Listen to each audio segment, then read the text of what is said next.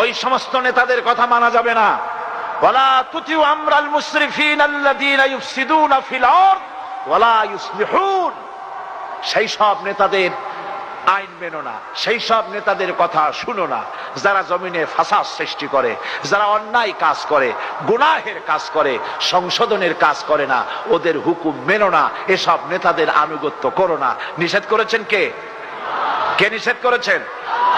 সুতরাং আইন মানতে হবে আল্লাহর, আর নেতা হিসেবে গ্রহণ করতে হবে আল্লাহর নবী জনাবে মুহাম্মদুর রাসূলুল্লাহ সাল্লাল্লাহু আলাইহি ওয়াসাল্লামকে। এই জন্য শান্তি যদি পেতে চাই তাহলে রব্বুল আলামিন বলেছেন কাতিলুহুম হাত্তা লা তাকুনা ফিতনাতুন ওয়া ইয়াকুনাদ দীনু কুল্লুহু লিল্লাহ। সংগ্রাম করো, লড়াই করো ততক্ষণ পর্যন্ত যতক্ষণ না ফিতনা দূর হয়ে যায়, মানব